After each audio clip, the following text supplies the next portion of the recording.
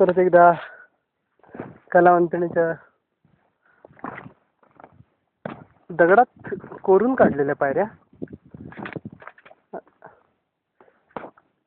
Wrestling थ्रस्टचा आवाज येतोय मागं.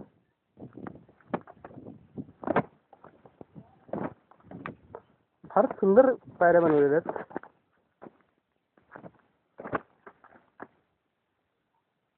आणि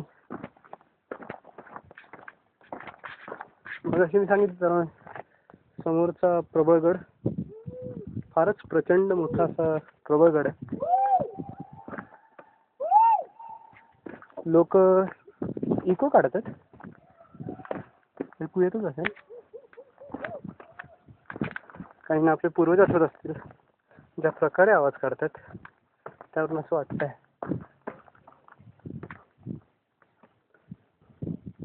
या भाव त्या पायऱ्या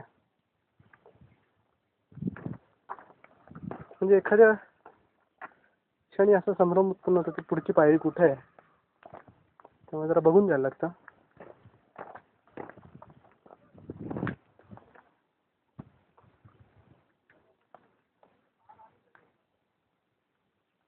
या पायऱ्यांवरनं असं आपण उतरत खाली आलो.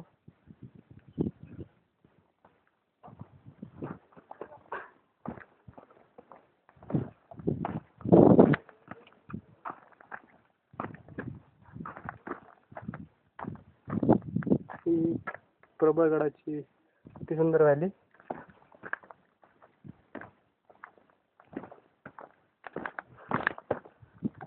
आता कलावंतणीच्या दुर्गाचा फोटो काढण्याकरता एकदा प्रबळगडला यायला लागेल. कारण तिकडनं जो कलावंतण दिसतो तो फारच सुंदर दिसतो. कारण सगळे जे फोटो नेटवर पाहिलेले आहेत कलावंतणीचे ते प्रबळगडावरनच काढलेले.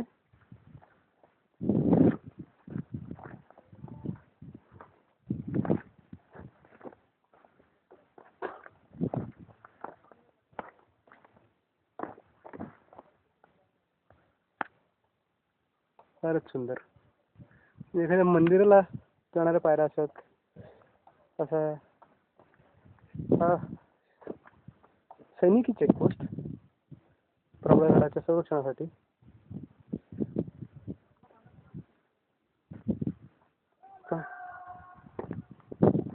त्या चेकपोस्टवरनं कोणी शत्रू हल्ला करून प्रबळगडाला काही नुकसान करू शकेल असं काही वाटत नाही.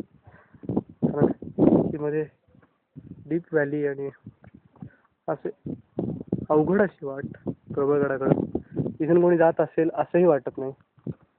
फारच अवघड.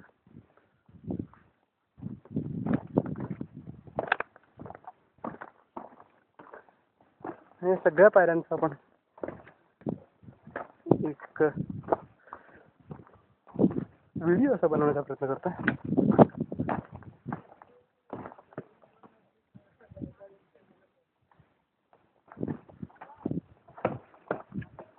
इथं पायऱ्या बनवणं हे सुद्धा किती जिकरीचं काम असलं पाहिजे.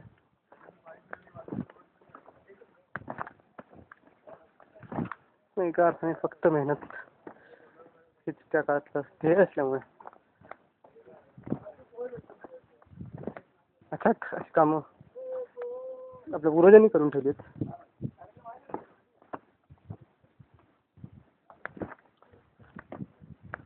खाली आमचे काही गिर्यारोहक मित्र पोहोचलेले.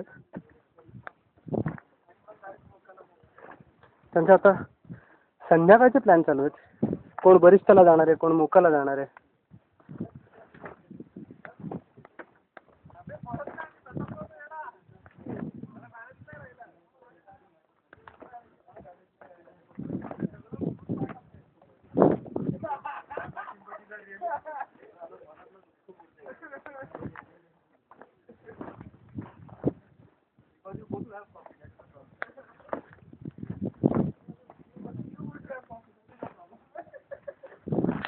आता आपण एक छोटासा असा शॉर्टकट घेण्याचा प्रयत्न करू. ग्रिप कुठे बघू.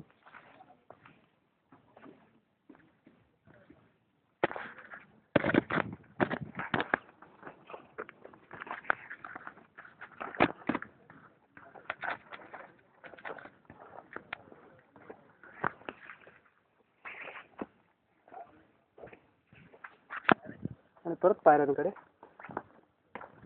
फारच उंच पायरी होती, त्याच्यावरनं उडी मारण्यापेक्षा साईडने जाणं योग्य समजलं. आणि आता अशी या इथे ही शेवटची पायरी आणि या डोंगरात खोदून काढलेल्या पायऱ्या संपल्या.